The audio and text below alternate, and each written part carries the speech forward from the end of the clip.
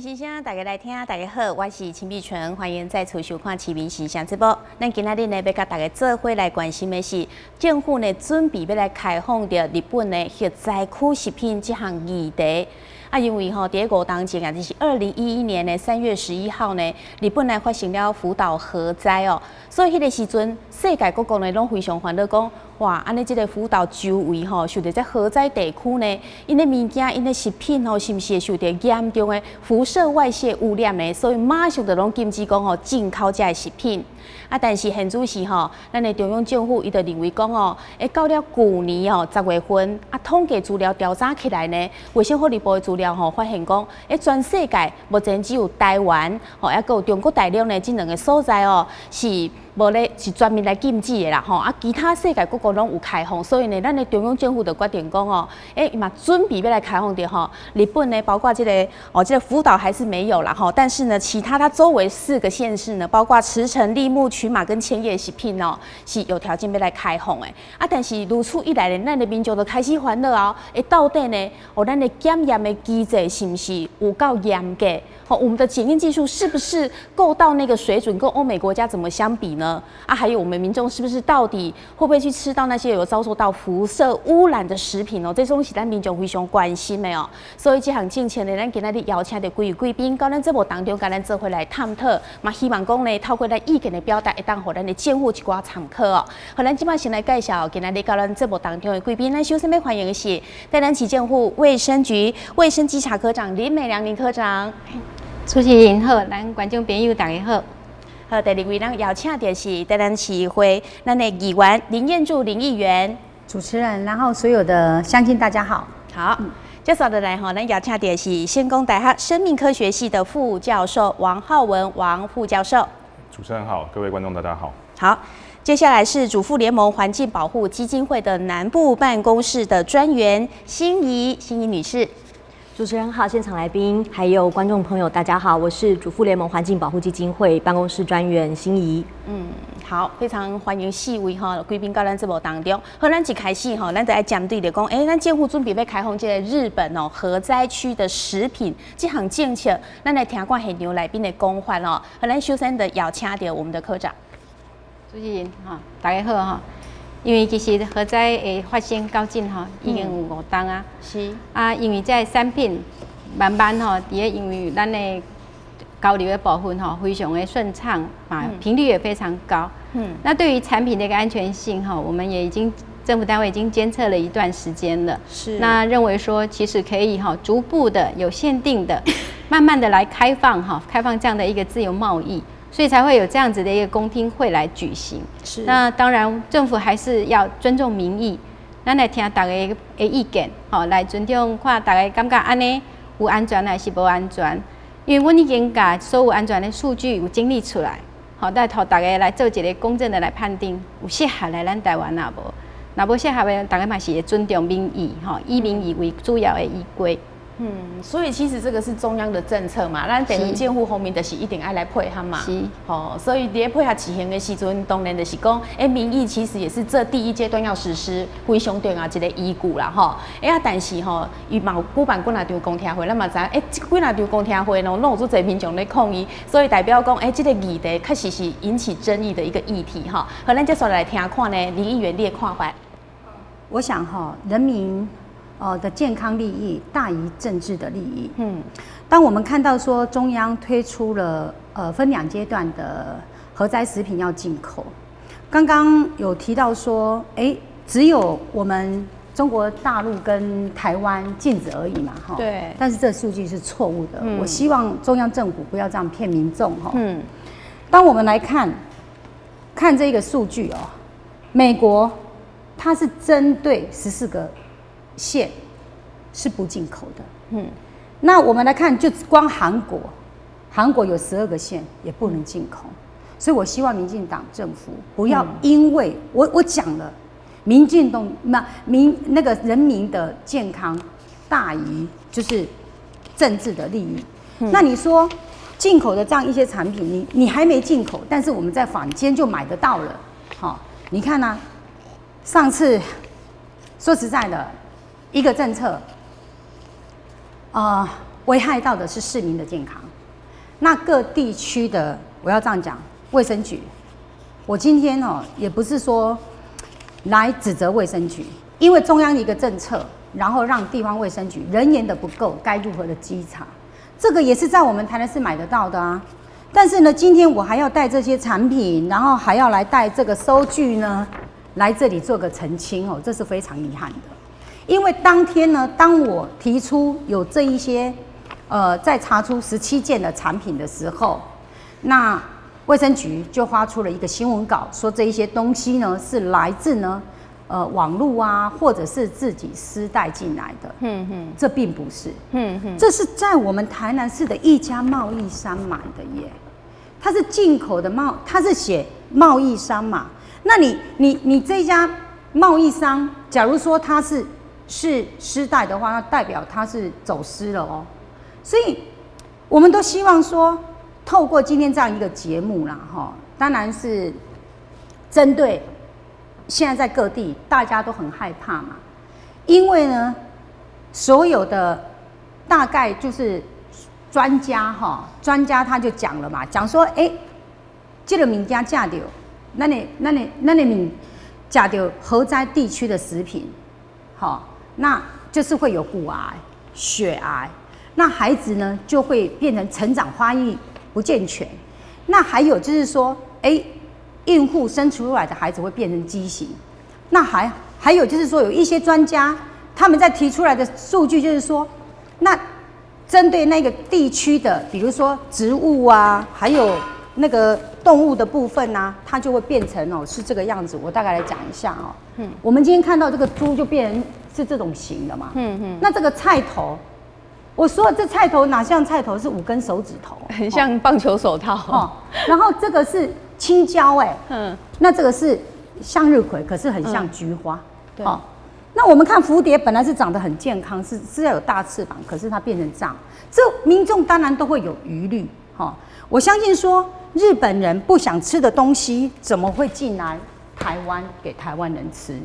这样是对我们。是有得到什么的利益在吗？这是很让人很质疑的啦。对。那等一下有关稽查这个部分我们会在后续呢继续来讨论好，那就是刚才议员有讲到说，那的监护给咱公布了讲，为什么只有台湾跟中国大陆是全面禁止的？那其实，在卫生福利部的食品药物管理署它里面有一个。就是针对这一次日本核灾食品呢，他们要开放，然后他们就有一个说，一次看懂政府怎么做，这是我把它给它印下来的，它就是写日本食品进口管制的大灾问，那它就整理得很详细，就是说，从一开始为什么我们要管制啊，禁止什么的，那里面呢，它就是有跟民众它是直接在那个官方的网站上面写的。目前全世界仅中国大陆和台湾完全禁止福岛等5县市食品进口。那刚才议员讲的就不是这样子，并不是只有这2个地方，但是政府给人民公开的资讯就是这个样子，所以一般民众他可能就是相信说政府他公布的一定是一个标准嘛，所以这个后续我们要来探讨说，到底是不是这个样子？我们先听听看教授的说法。大家好。关于这个议题，我想我们身为一个学者，身为研究者，我们能够帮助人民跟帮助政府，就是从科学、从逻辑上面帮忙做建议跟把关。对。像比如说刚刚所讲，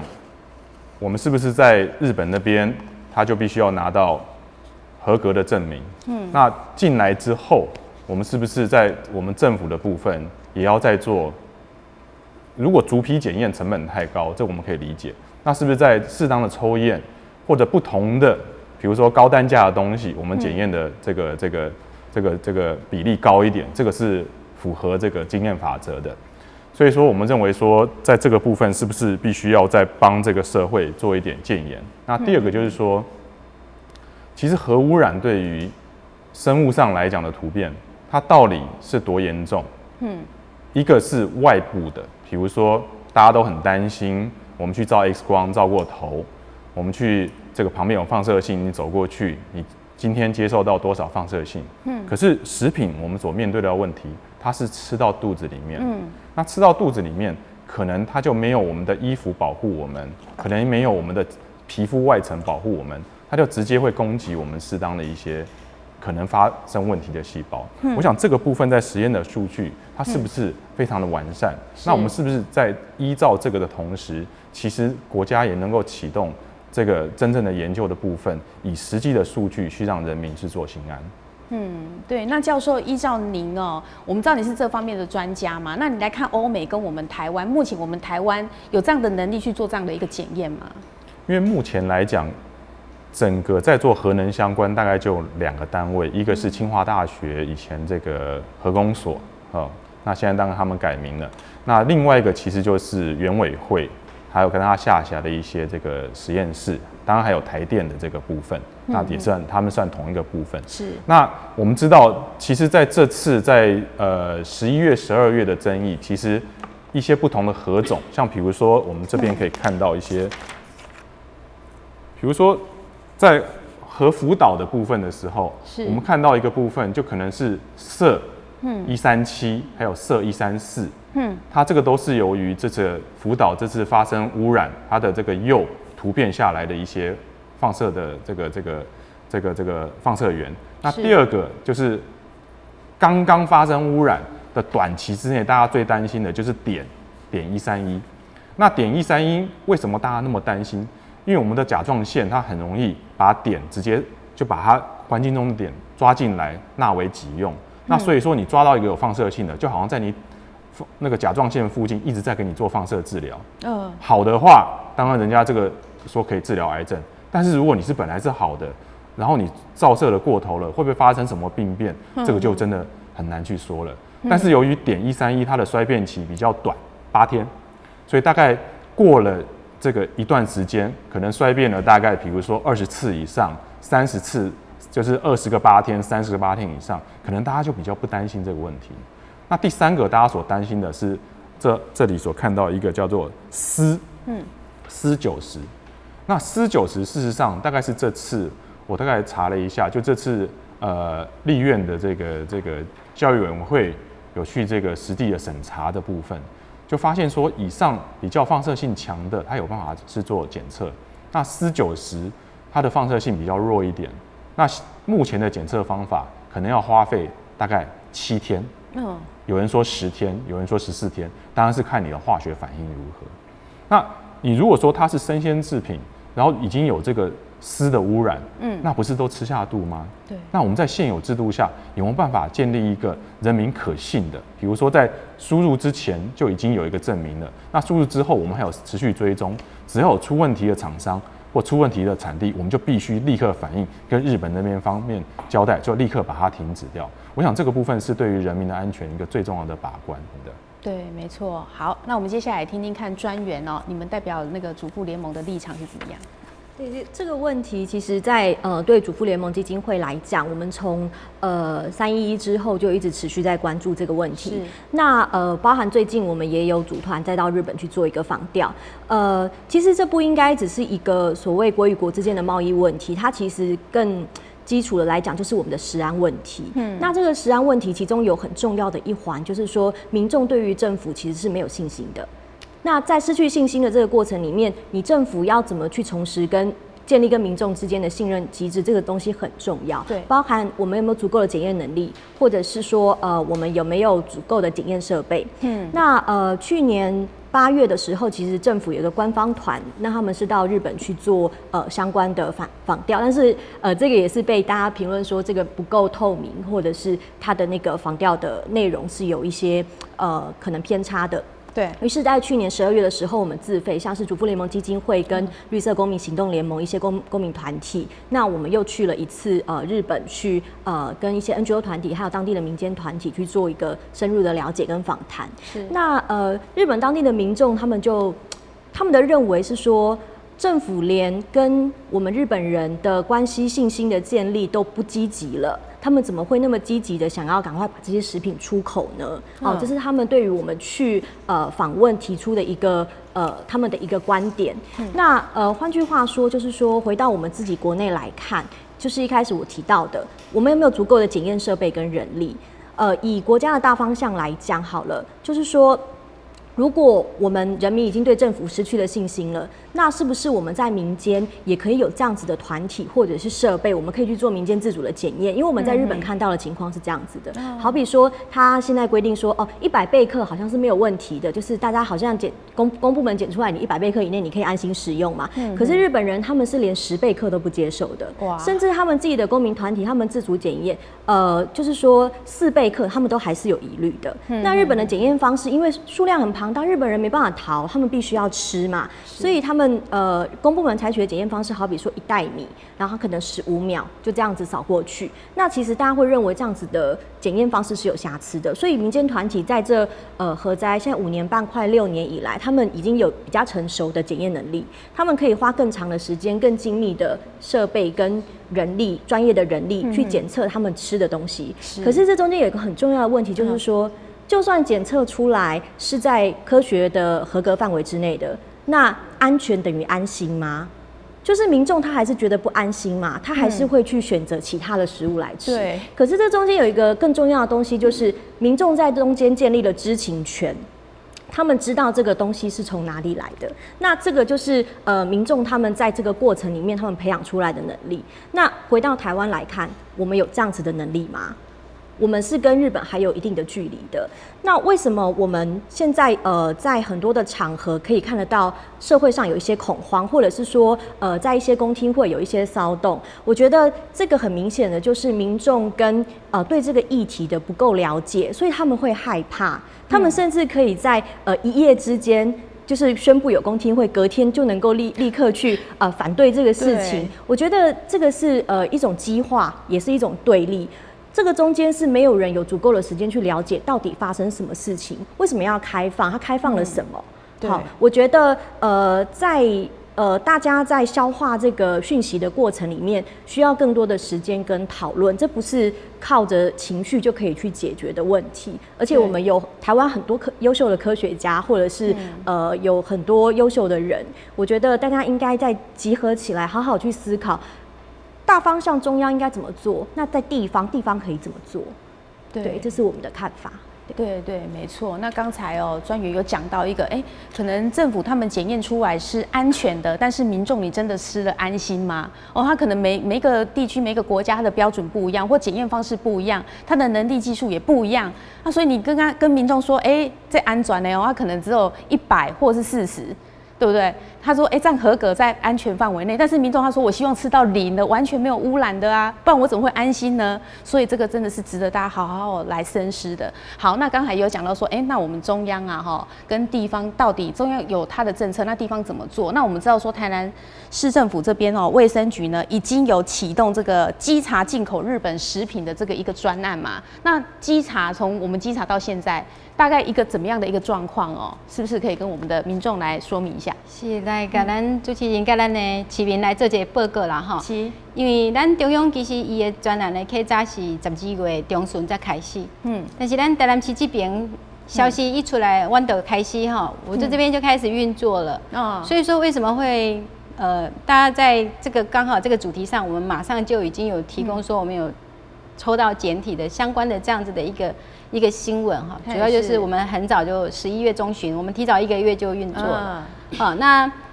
从11月中旬到现在哈，我们目前到今天为止，我们一家一家在查，一件一件产品在查，我们现在总共查了137家哈，总共2260件的日本进口的一个产品，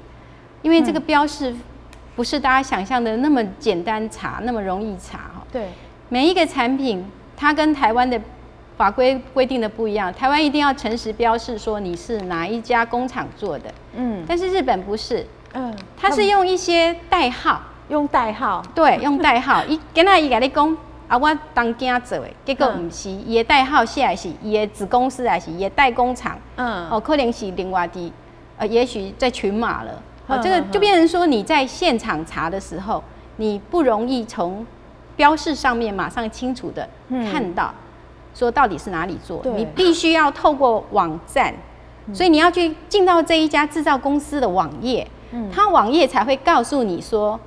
我上面这些简单的记码，这些ABCD 也好，什么都好，它是哪一个工厂做的，所以变成说，你没有办法马上判定，你就必须一件一件从所有的资料里面去抽丝剥茧。抽丝剥茧完以后，你还怀疑的，你抽回来还不是马上立即，因为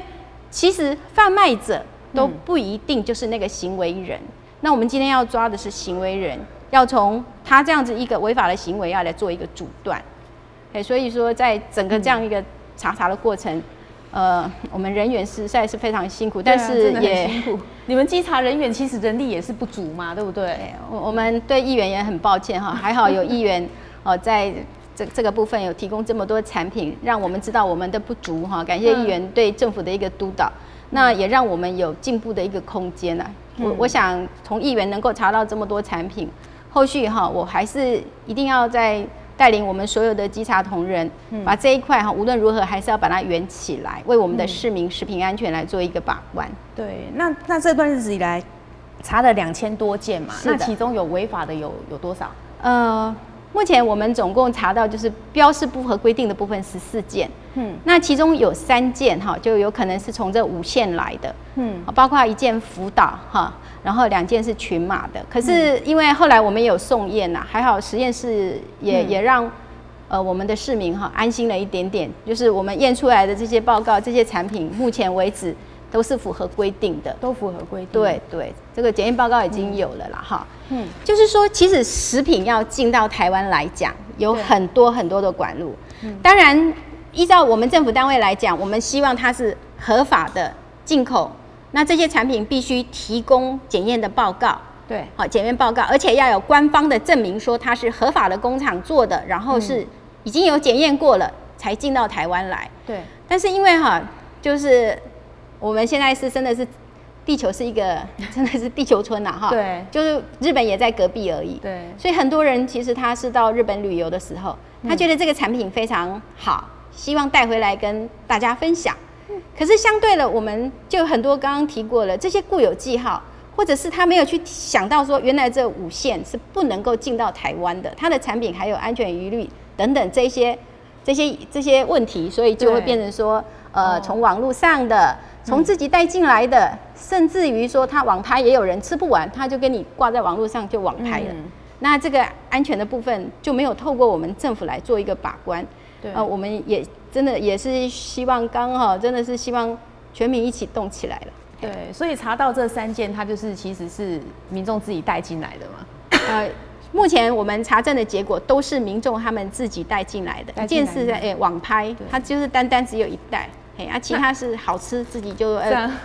进来分享给大家，所以是。那像这种状况的话，他会怎么处罚呢？这个部分哈，因为其实他要分，第一点他自己带进来就没有中文标示，那违反的部分可能就必须要罚3到300万，3到300万。对，第二个部分，这些东西它是我们现在目前就是限制进口的这些县。所以说，它没有经过查验，就是现在我们政府的一个法规规定是，这些地区的产品都必须查验才能够进到台湾。那它没有进到台湾，又要罚3到300万。罚则是这样。那产品是我们是销毁，因为这一块它的一个部分因为没有经过查验，我们安全上就。他没有办法再提供安全的，我们就大概就是直接给他销毁掉。对，所以其实罚则也是蛮重的3到300万啊。好，那其实现在说真的，很多人都会这样子自己到那个世界各地去旅行，尤其很多人很喜欢去日本啊。所以很多人也是会从日本买东西回来，那这要特别小心，然后去注意。可是其实之前很多人他其实都不会去想到这些事情。对，所以希望透过说我们的节目不断的讨论，大家呢要有这样子的一个意识在哈。好，那我们接下来就要请教林议员，我们知道之前你开记者会嘛，就是有在质疑说，为什么台南市卫生局有在稽查，可是你们还是查出了，那时候有提供了17件这么多，这么多的就是从日本的这个核灾区来的食品，那这些食品。真的是民众会说，为什么还有这么多呢？其实可能还有很多啦，只是说没有被发现而已。来，我们议员是跟大家说明一下。我想政府一个政策让人民相当的辛苦，因为我拿了这一包对，让我们的观众看一下。好，当你看到这样的这一包叫做奶精，对，好，这个奶精你完全来自都是日文，看不懂，都写日文。好，刚刚我们科长也提到了，就是说他必须要去网络查他的代码。这真的是让人，我要吃一样东西，我还要去网络查代码，我才知道它是不是安全的。好，这一包他写 K， 它来自哪里？来自茨城县。好，所以当这样子，你想人民要去商店，就日本商店买东西的话，他必须还要带一台电脑吗？还是说他买完再回去查吗？不可能的。但是当我们看到密密麻麻的，比如说，我跟咱乡亲讲解讲，我们现在买东西真的要看一下，你要看你的制造者是在哪里，还有你的那个贩卖者是在哪里。当这个我们看到他的贩卖者是来自东京，来自东京的，可是他的制造呢，也是来自茨城县。好，所以我要讲说这样的明确的，刚刚科长也讲到了。我说实在的，台北那边很早就已经公布，大概是9月份，就是各地区就已经在说，有这样的一个东西存在啊，什么就是纳豆的问题啦，还有就是酱油的问题。好，再讲酱油啊，对，这个很明显的，它是千叶的，对，上面直接写千叶嘛，对，它这个是千叶的，所以我要讲说，民众去买东西，这一些都是密密麻麻，这都是小孩子喜欢吃的。那个刚刚教授还跟我开玩笑说，还好他吃东西，不然他很想吃一下。但是这个不能开玩笑哈，这个它是来自群马的。那我们很多密密麻麻的这样来看好了，台南市卫生局是从11月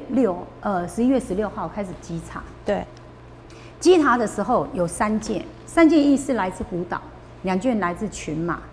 其他是标示不符合。刚刚主持人你有谈到说，这个金额的话，可能就是也蛮的划得蛮重的。对，我认为这不重，不够重，因为它是3万到300万。对，一般划就是3万块，因为它是标示不清嘛，标示不清楚，而且他查的这一些，现在店家也很聪明啊，他说这个是我自己带回来的啊，自己带回来它就不是叫进口商啊，一定会闪这些问题啊。但是当我前面这一排东西，对不起哦，它是有店面的哦，这是在我们台南市，这是有店面的哦，所以是在那一家店买的，在台南市的南区，对不对？在这家店买的。那我们不能说，你说他稽查科不够认真嘛？我要讲，我也不懂，这一家店就在金华路啊，它离我们市政府也不远。那他们每天都在查，可能当时他们查的就想，往大的百货去查，或者是怎样，大的百货他也会考虑到说，我去看他们密密麻麻都下架了啊。当时讲到纳豆就像下架，讲到那个火锅料全部下架，对。所以当他们要去查，我都公布出来了，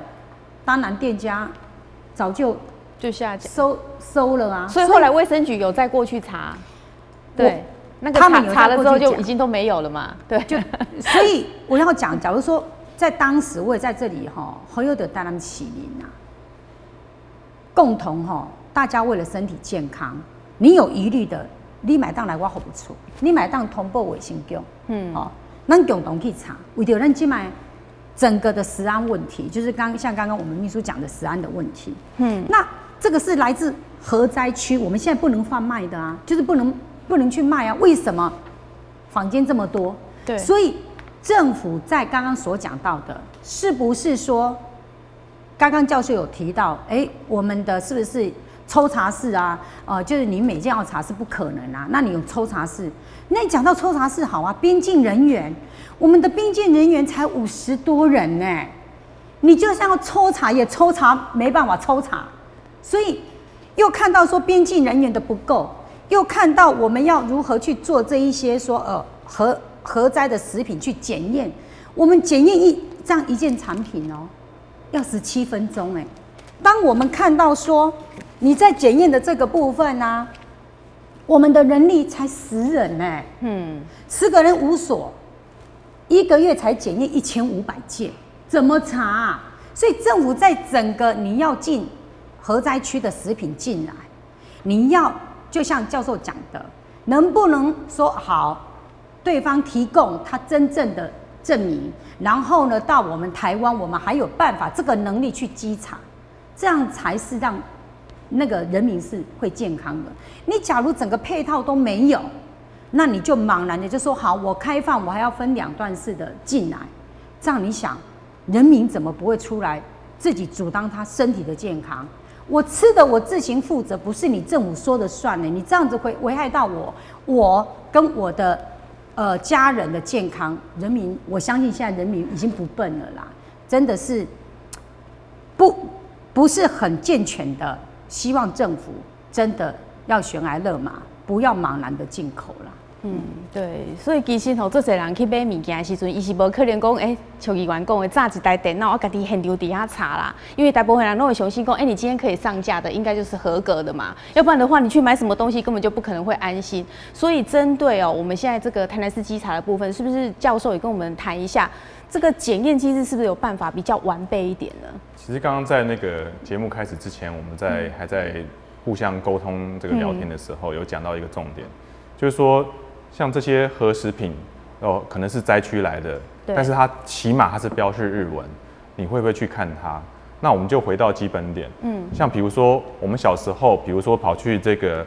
干妈店去买这个鲜奶，会不会去看制造日期？应该是不会嘛。不会，那时候没有那现在大家会不会看日期？超会的，会，而且一定是去便利商店把后面的翻出来，因为你都知道后面的制造日期比较新一点，然后店家在那边又想要捶你，又不敢捶你，所以这个基本上其实我们人民也可以自己去建立一个很重要一个自主的活动，因为当我们自己，比如说我们看到这些东西，我们就会去看的时候，店家也会有压力，店家敢不敢乱来？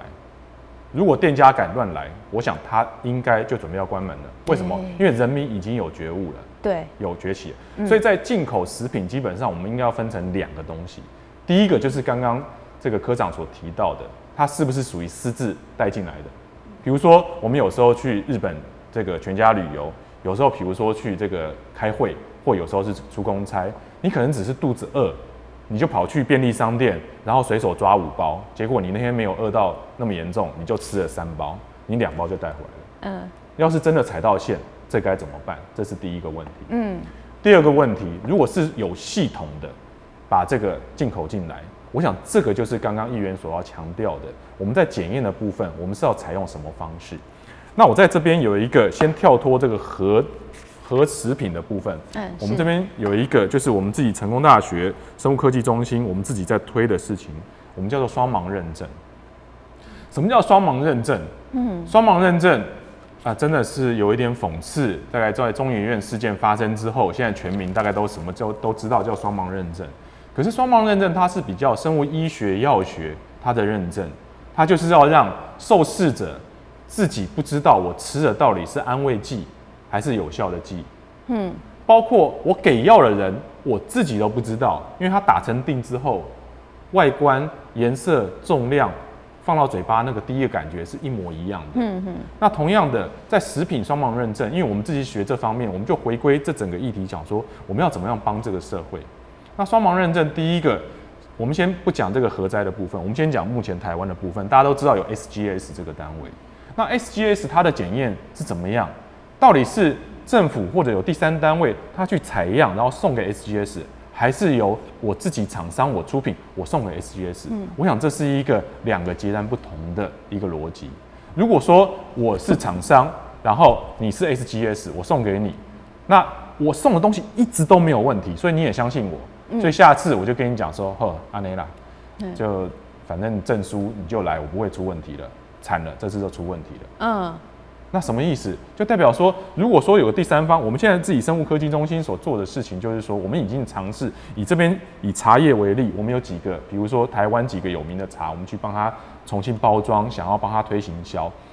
它的利益在哪里？就刚刚其实这个专员也有提到，人民的信心已经丧失了。那人民信心丧失，你 SGS 他知道有可能是假的，那我们要怎么样重建一套真正人民会相信的？你说查履历、查 QR code 有没有可能出问题？我们不敢讲会100%没有问题。但如果说你有第三方，事实上抽验完之后，你必须要把包装整个拆掉。当然，这在符合食品检验的整个如何抽样，要采 A 样品、B 样品，甚至 C 样品要做-20%受-80%的保存，那是对整个系统，比如说半个月、1个月、1年之后复查的时候，我要 random 抽，你是不是都符合？这个很重要，因为这个在我们科学上来讲，就是不可以去抵触的一个最信赖的原则。所以如果有这个系统测出来之后，我们公证单位能够出示的证明，就是说你这个检验出来没有污染的报告是这一家送过来的，检验不是我检验的，检验绝对是公证单位检验，因为专业它才是可以做专业的事情。所以基本上我们在食品安全是做这件事情，但是我们回到核灾这件事情来讲，那核灾问题是，刚刚我们也知道，能够检验单位就已经没有几个，对、啊，但是起码也是鼓励政府可以多采购一些仪器，像比如说农委会，它也很重视在海关的第一线的把手，那是不是在北中南不一样空港、海港的检验单位，我们就进驻这个实验室，然后因为这是一个紧急事件，虽然说已经好几年，还是紧急事件，对，所以我们因为这个基本上增加机器，然后让人民相信政府有决心要去做它。那第二个，我们就进入，比如说这就会有好几个检验单位，我们基本上就是以符合国际法规的拆包封装检送原则，我们不能额外加污染，这是不道德的。所以基本上送过去之后，弄完之后，政府的解盲单位或者我委托学术单位，这都可以，我们就出来就是证明说它就是这个东西，这个东西在系统上的可行。那第三个就回到第一个，我们刚刚讲的人民自己私自携带的部分。这个部分事实上它需要什么？2件事情：宣导跟教育。宣导，我想政府还是有这个责无旁贷的责任，在入出境的时候，在飞机上的时候，甚至在普通节目的时候，就告诉大家：你到日本的时候，就好像你去买鲜奶，麻烦你看一下产地。你只要这个动作，可能就避免掉刚刚14件，可能就剩下2件。那第二个，请你不要私自带回来。如果带回来的话，说不定政府可以开一个道门，你就说我怀疑这个有问题，我不是来贩卖的，我可不可以请你去检验？你接不接受？我接受，因为政府才有信有利则立威，人民才会相信他。因为我们在整个食安瓦解上来讲，真的其实很讽刺，人民连吃个东西都担心，连喝个水都担心。我希望从这个地方可以重新这个 establish 整个重新建立人民的信心。我相信 NGO 团体也会有他们自己的独特的一个见解，去辅助政府把这些问题有哪些缺洞，我们把它补起来。我们绝对不是不做事，我们要把事情越做越好。对，如果可以像教授讲的这样子有一个更完善的一个把关的一个机制的话，那相信人民就会比较有信心哦。那刚才就是专员讲的，今嘛人民都没信心嘛，没对啊，大家都很担心这个食安问题哦。所以针对这个稽查把关的部分，是不是专员也发表一下你的意见？好，我先跟议员借2包那个饼干好了。对，随便都可以嘛。对，我觉得站在主妇联盟基金会的立场哦，就是大家在关心这个辐射食品问题的同时啊，这些加工品其实更严重的是它的色素、它的香精、它的防腐剂、它的添加物。那如果说赵教授讲说，一进海关这些通通要验的话，没有一样食品进得来，因为其实我们知道加工品其实对我们的人体的伤害会，其实那个威胁不会输给那个加工后的辐射剂量，应该这样讲。好，那我再说刚刚讲那个成分的问题好了，就是我们刚刚在节目录影之前，我们有提到说，就算它这个上面啊，它写了什么鸡蛋啊、牛奶啊，或者是面粉啊这些原料好了，然后它制造地是在东京也好，或者是很远京都也好，我们都知道我们很喜欢带京都的果子嘛。可是你知道它的蛋、它的面粉产地在哪里吗？对呀，对，那你说好，就算双证证明好了，就是大家还是会有购买上的疑虑嘛。所以这又回到一个很根本的点，就是说，我们的食品把关，然后我们的风险管理、资讯透明还有民众咨询权，在整个事情里面都完全的是政府目前还没有做到，这也是为什么我们会在这边讨论这个问题。那另外就是说，我们都只聚焦在这个所谓福岛5县市或者是4县市这些问题上的讨论，我觉得难道大家都不担心那个其他邻近县市吗？因为这个东西在日本流通是很快的，所以节目的设定是说，美国或者是欧盟他们有开放这个日本食品的贸易的关系这些事情上面，我觉得应该要再更负责任的去解释说，美国跟欧盟他们有2次检验的能力，他们在边境上的检验是非常的完善的。那可是为什么他们可以做到这个程度？因为他们对日本食品的需求量也没有那么高。反正是我们很近嘛，所以我们对我们的量可能是人家的几倍，所以我们的检验能力在整个资源的调整上，我们的背景也会跟国外欧美会有一点不一样。那另外就是说，地方政府你要去真的做到很细的话，我举一个例子，韩国的校园午餐，他们还有做辐射的检测。好，那以台南市卫生局20几个人力的话，要让你们去做这个校园午餐这个辐射检测的话，现阶段应该困难重重哈。就是说，我们不相信中央，我们不相信政府，那我们自己去做民间检测的话，我们有没有这样子的足够的条件可以去考虑？对，我觉得回到我们要再把事情拉回来近一点，就是说，如果这个东西它真的要进来台湾了，那我们对这个东西的认识，或者是我们在这个先辈知识上面有没有足够的认知？所以主妇联盟也一直强调这个事情是我们希望在整件事情的沟通上、知情权上面，我觉得像是议员也可以再多办几场类似的说明会或座谈会。我觉得这是民意代表他们可以做到的事情，让他的选民可以知道这些事情。那就卫生局来讲，跟市民的沟通很重要，因为我们知道中央你要开放这个食品进来，不是你一个市政府说我这个市不卖，他就买不到的。台湾小小的，我去嘉义买，我去高雄买，我也买得到啊。对，我觉得这个卫生局他们也有他们一定的压力存在，所以我们就提到说，回到这个检验的标准上。如果台南市政府可以给我们足够的检验空间，或者是去扶植像照他讲的这个民间机构，我觉得第三方认证的机构，我觉得这个都会是以现实考量来讲更为实际，也可以让我们更安心的一个做法。对，没错。教授跟我们专员都提供了很好的建议啊，这也可以给我们政府作为参考。好，另外呢，我们要讲的就是说，台南市议会日前有召开这个定期大会嘛，那在大会呢，就有议员联署22个呢，希望提案台南市食品安全管理自治条例，有增修订一个本市禁止日本核灾区5县市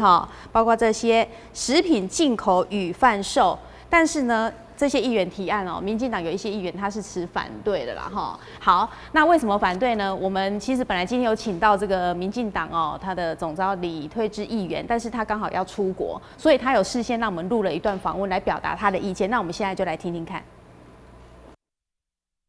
很清楚的，中央现在林全院长已经宣布了如果在这个没有完善的确保的措施之前，我们台湾已经确定从中央从源头就是不打算来这个放宽这样的限制。那至于说为什么我们对于说台南市要不要来另外来订立这个食品安全卫生条例、自治条例来增加这样的条文其实这是要特别跟各位说明，就是说，其实台湾现在中央的食品安全卫生管理法，还有包含相关的其他的法令。对于这样的，不管是进口的行为，或者是贩卖也好，或者是这些食材本身，都已经有非常完备的法源来做检查，然后或者是说查缉，甚至封存、销毁，都已经有完整的法令依据了。那为什么台南是不是还特别还另外创造一个名词叫做核灾食品？那还创造说，而且还特别只限定日本、福岛以及其他周边4个县不准来进口。其实这个是多此一举，而且甚至画蛇添足。为什么呢？因为目前国民党团他提出来的法条，台南市的自治条例的修正条文它第一个，它的限制完全没有比中央更严格；第二个，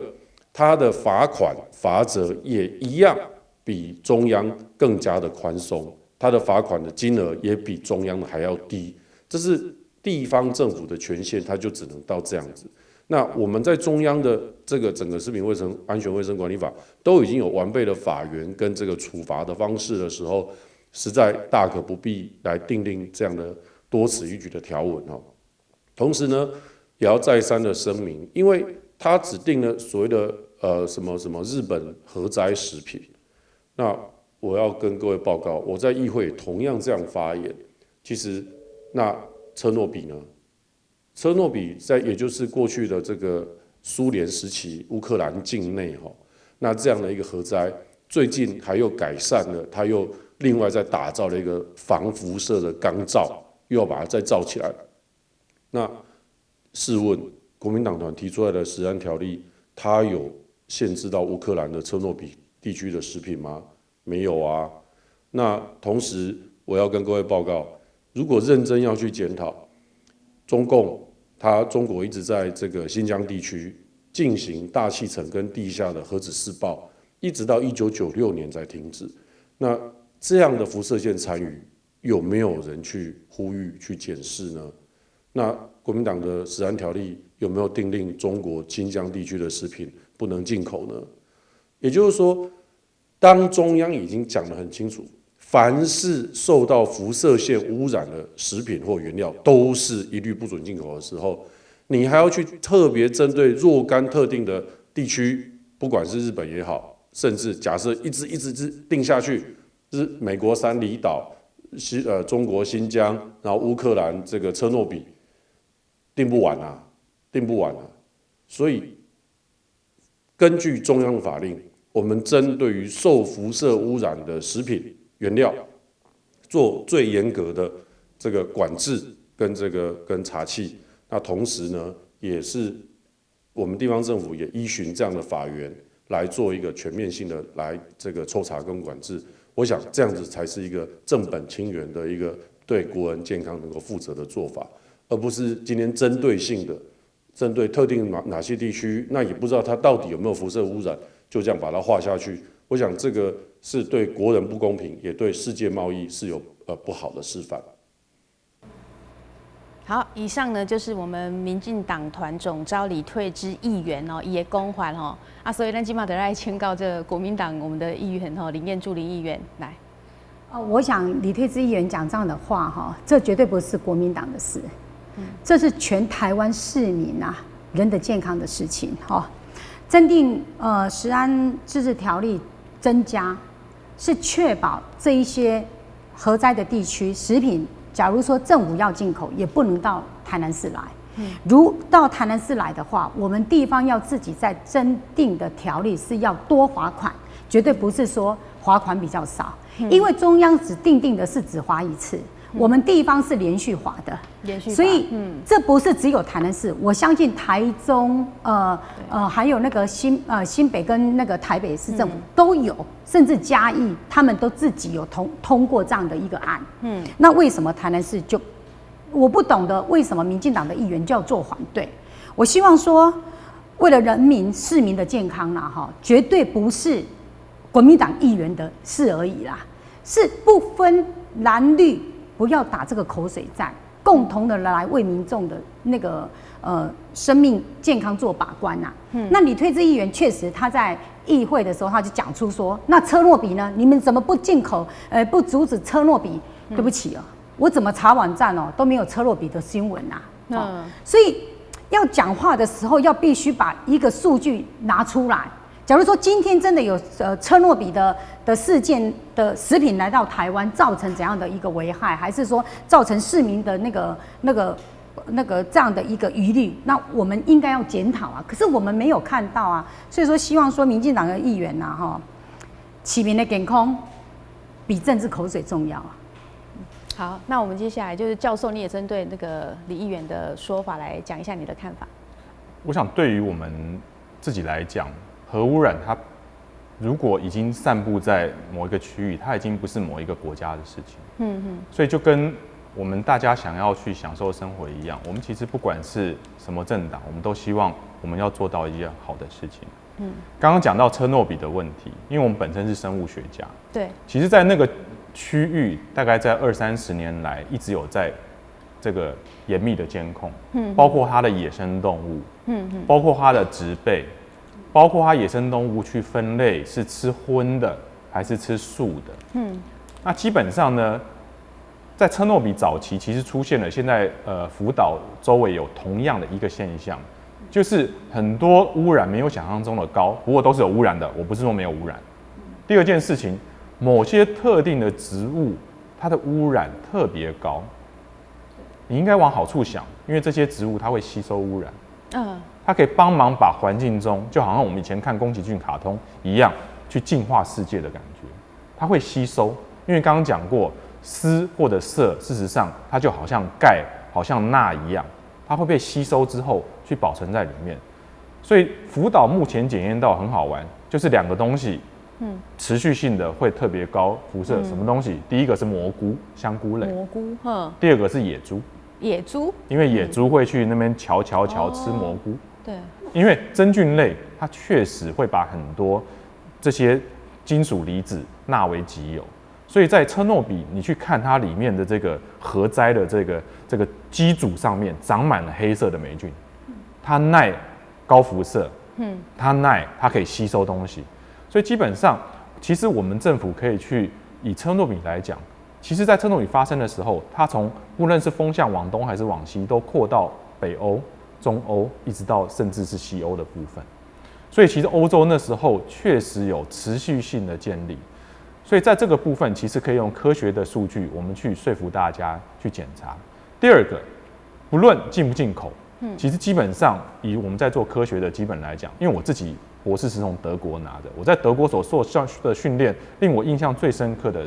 是我老板跟我讲，请问我们做基础科学的人是要做什么？对世界有什么贡献？他说，如果说你30年前就已经把现在很朗朗上口的这个 global warming 都做很多东西，都已经 parameter 都已经做好了，那你这个就是一个科学家所应该给予世界的贡献。同样的，在开放或者怎么样，在讨论的过程中，国际贸易过程中，其实我们国家应该要建立属于自己的研究团队，去把这些所有东西，比如说第一个，欧洲他们是怎么样面临的，这30年来的数据如何？第二个，我们跟日本去交换。比如说，就谈说，你的这个资讯数据可以跟我们分享，那我们是可以同步去了解如何去衔接这个部分。其实这个东西就牵扯到说，我们真的有能力，全世界我们有办法去帮忙检验。其实我们也帮世界上一个大忙。对，好，谢谢教授。好，那我们最后可能就是说，像专员讲的，但台湾人很喜欢吃日本的东西，有特别偏爱，所以。市售上呢，可以买到很多日本食品。那我们是不是请科长跟大家说明一下？我们怎么去分辨它的制造地呢？我想在这里还是要跟我们市民来做一个真的是一个呼吁啦不好意思，议员借一个产品，我较歹势爱甲议员借一个产品。我想咱议员家的产品最清楚就是第一点。共同特征，这进口的日本的食品，拢总无完整的中文标示，拢总无，对，拢无，伊完全就是拢日语，都日文啊，对，拢日文。所以讲你要哪分辨讲伊是这区域出来的产品第一点就了有困难，因为伊无中文标示。但是因为伊无中文标示，所以大家有闲你也看到安尼怪怪，麻烦你电话拿起，卡阮08002800800，0800，2850000来甲阮卫生局反映，讲这个产品有问题，阮会当随去现场来做一个处理，一定是立刻去处理。再来，你很清楚的看到说，这一些日文里面，它有写到那5线，那但是其实我说真的啦，咱市民都5关，恁敢知？我看恁嘛是足侪人。傻咧，不傻，很多人不知道哦。所以讲，有当这个部分，阮的新闻局我一定再一次的提醒咱的市民啦，这个就你，这5个线，对，辅导的是绝对将来嘛无可能，无可能进口，这另外群马、千叶、慈城，刚刚在立木，就是咱这么管制中的，所以你这嘛看到伊有些制造厂，制造厂内底伊是，比如说立木线，你看这个立木镜头可能较近一，伊这个立木它就是简写的立，不是我们中文的立，所以有时候你看到很怪 ，OK 好，电话 K 起来， 0800285000哈，我帮你000好0800我帮你000。还有这个就是你看中文那个日文标示里面这无线的铁定有问题。再来，很困难的，我刚刚提过，议员说要带着笔电，要到现场去，没有错，因为他就是都用固有代号，像这个一个日期后面写了一个 K， 那怎么办？不好意思，现场你没有办法看到 K 是哪一个线的工厂分工厂做的，你就必须要上网，上到现在大家手机很方便了。不过我是觉得这些事情哈，如果民众第一点中文标示的部分给他做一个把关了，再来你看到像这个一个固有的一个 K 的这个记号，手机上网到这一家公司，你可以看到这是什么株式会社，你把它打进去以后，它就会有一个，大家镜头可以拉近一点，就是说它会有一个这些代码，它代表的生产的线在哪里 ？OK， 就是变做讲，你一定都爱透过去到伊迄间公司的网页，你才有法度足辛苦的。所以民众讲，若要分得清楚，阮是感觉讲，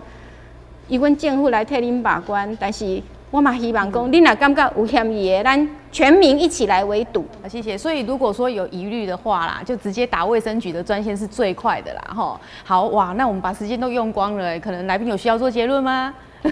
好，一个人20秒好了，来，就是比方说很荒谬的三天10场的公听会，或者是之后又办了3场的公听会，但是都在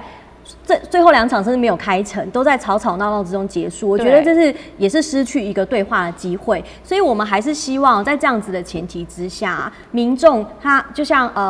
卫生局也好，议员也好，或者是老师也好，大家都强调一件事情：民众到底对这件事情知道多少？我们不能只利用民众的情绪去操作事情，这是没有办法解决问题的。所以我希望在接下来的时间里面，台南市政府也好，或者是我们地方市民也好，我们自己要很积极的去理解说这件事情的发生的脉络。我觉得这个是比较重要的。对，没错，我们自己要清楚的去了解，不要说只是一个不理性的争吵。好，来，教授，我讲这个简单。危机就是转机，食安的部分发生事情之后，就是我们重整。那我想现在，因为我们试过很多方式是不可行的，所以是不是我们可以有办法真的回到原点，然后让不论是谁执政，不论是哪些地方来的东西，我们都有办法去很公正的让人民去相信这个系统。我相信全民要一起来监督这件事情。好，来，议员。我在这里期许政府要以苍生为念，以市民的健康为念，在完全没办法做好把关的时候，真的不要进口核灾的食品。好，来，最后请科长，一定是以人民的安全为主，所以说我们这里也要拜托我们的市民，如果你们发现或者是说对于这些食品有任何的疑虑的时候，真的很希望我们跟我们政府单位来做一个联系哈。我想，依我们20几个稽查人员，对，我们很努力在做，也没有办法做到真的是滴水不漏。好，我们真的要感谢议员，感谢我们教授，好，感谢我们联盟这边能够来督促我们。那也拜托希望咱的市民吼，恁若讲真的，任何食品安全有问题，麻烦恁一定来甲阮反映。恁甲阮反映，阮一定立刻来处理。今仔嘛，毋是讲阮伫遐等反映才要处理，阮逐工嘛拢做这个代志。但是恁的反映，阮一定放伫第一。人口的安全放伫第一。不会说政策不顾任何人民的生命、人民的安全，就直接来做决议。对，是，谢谢，是这样才是有作为的的单位。好，咱今仔日希望透过咱今仔日来探讨，咱的民众对着讲政府准备要来开放的核灾区的这个食品呢，来进口有进一步的认识。嘛希望讲咱全民真的要自己站出来，为自己的权益来把关然后。咱这次就感谢现场4位来宾，谢谢你们。嘛感谢观众朋友收看《市民形象》节目，咱再会。